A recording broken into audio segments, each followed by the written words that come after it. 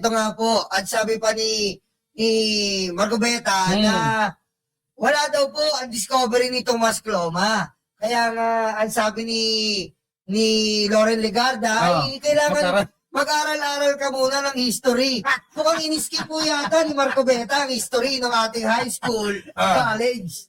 Hindi kinadaanan ng history na kung saan si Tomas Cloma po ang nadiskubre ng Pag-asa Island. Yes. At tila binabago po ni Marcoleta ang history ng Pilipinas. Ang sabi niya, bakit? Nasa arbitral ba to? Nasa ganito ba to? Kung ano, alam mo sa totoo lang, aminin na natin, magpakatotoo na lang sana tayo sa bayan. Ikaw, pro-China ka. Sabihin mo na lang. Aminin mo na lang. Aminin mo na lang. Kasi bakit natatakot ka ba na hindi ka makalaban sa 2020?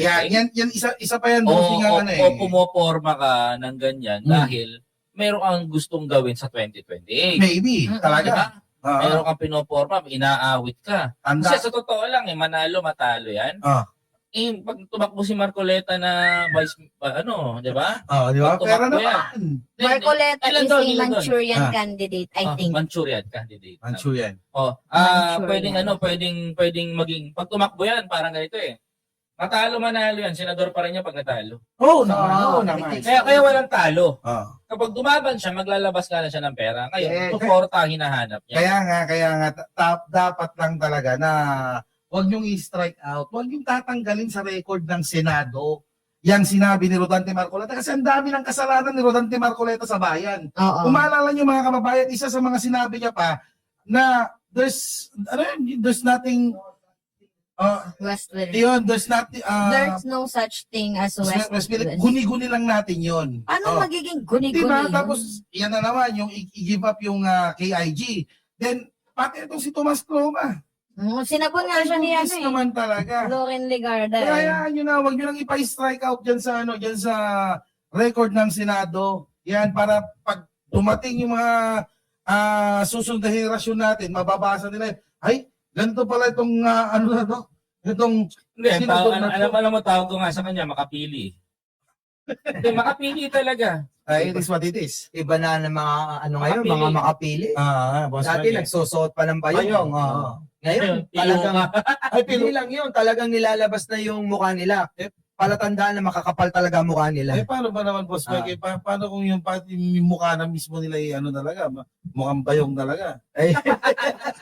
Hindi ko disclaimer to, hindi ko sinabi siya. Wala akong pinangalanan dyan, ha? Wala akong pinangalanan dyan. Ay, puntan nga natin ito. Guys, I love Sarah.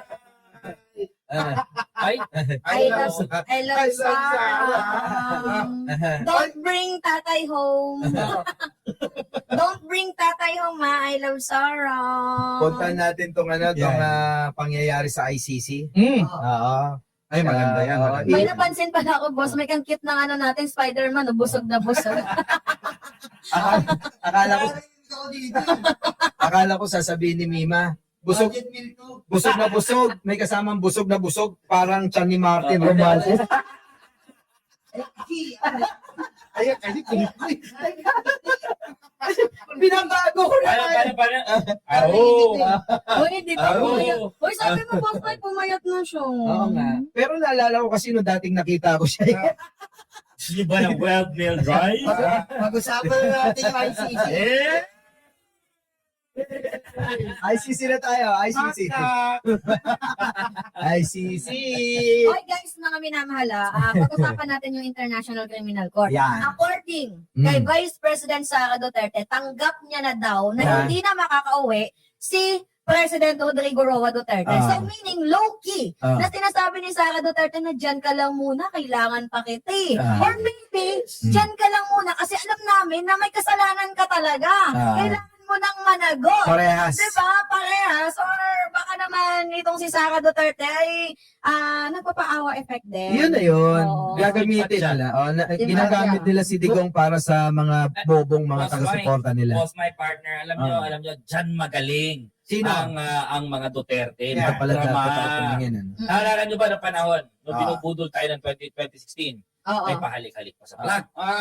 Ba? I love you, BBM. Ah. I mean, in 2016, Yan yung sabi ni Sara, diba? I Oh. love you, BBM. patawid tayo sa 2022. Ah. Eh, si Digong, Binola, tatapusin ko ang gulo na droga Ah. in 6 months. 3 to Diba? 6 months. 3 to 6 months. Ah. O, di nangya, Binola, ang Pilipino, nagpalakpakan. Ah. Ngayon, tapos na tayo sa matapang. Mm.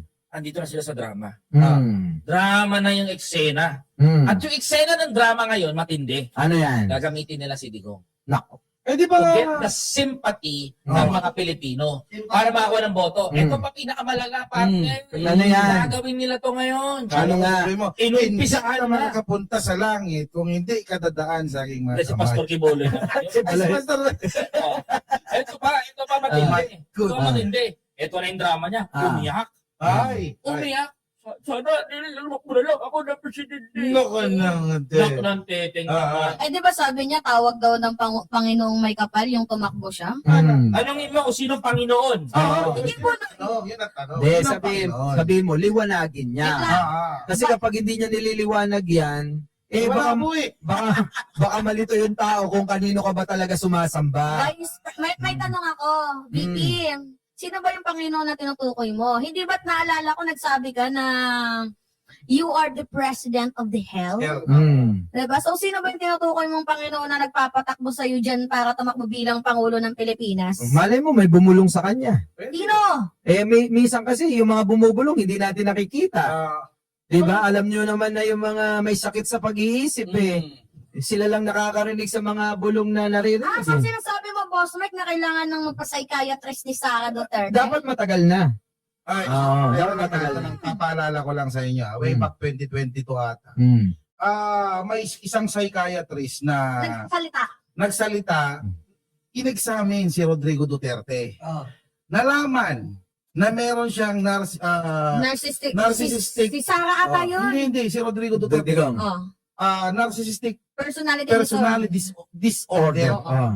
Na ang tingin niya sa sarili niya Mm. ay hindi siya nagkakamali. Mm. Lahat ng ginagawa niya perfect. Mm. Kahit na nakakasakit na siya ng damdamin ng mga tao, Mm. wala siyang pakialam. Mm. Si Sara Duterte, malamang si Sara Duterte, tingnan niyo yung ginagawa ni Sara ngayon. Mm. Parang Rodrigo eh. Nagmana. The first behavior niya na pinakita yun, sinapak niya yung sheriff. At mas Oo. malala pa ito, mga pare ko, mas malala pa ito. Yung sinabi nitong yung nanay, heartless si Sara. Ito din ito pabanat lang ako kay Senator Rodante Marcoleta kasi Yeah. total pinag-uusapan din naman natin yung pagiging perfect. Mm. Sabi ni Rodante Marcoleta, February 20 Mm. yung mali ni Justice Carpio, tinuwid niya daw. Mm.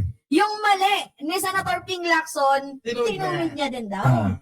Yung mali ni Tariela, Tinuwid niya rin. tinuwid Mm. niya din daw. So sa madaling sabi, madami siyang tinuwid. Abay, baka naman pati yung kung may kapal, ituwid mo din, ha? Senator Rodante Marcoleta, huwag ganun, ha? Muna, ate sabihin natin mga tao to. Diretsahan na.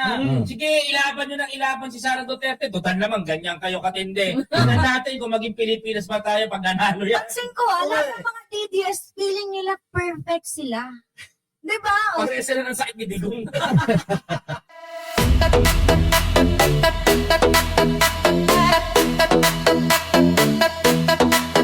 Takot na ang mga aso, dumarating ang mga kaso. Sila ay sinusundo na, dadalhin sa tatay nila. Aray waranto, takbo na bato, takbo na bato, takbo na bato. Aray waranto, bakit na bongo, bakit na bongo, bakit na bongo. Aray waranto, takbo na bato, takbo na bato, takbo na bato.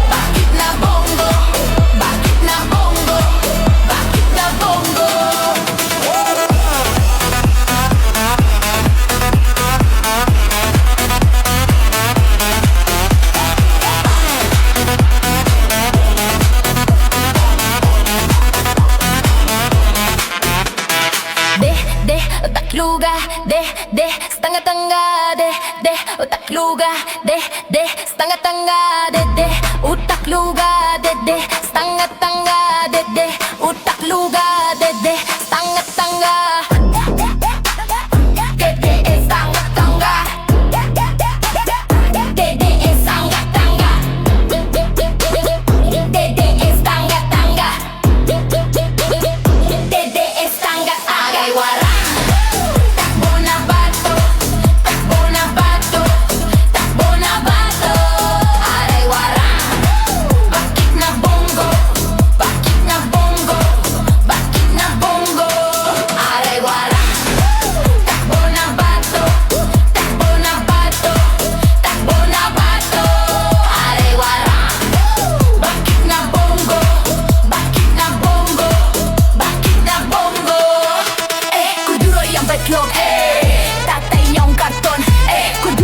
Betlog, tatay yung karton, kuduro yung betlog, tatay yung karton, kuduro yung betlog, tatay yung karton.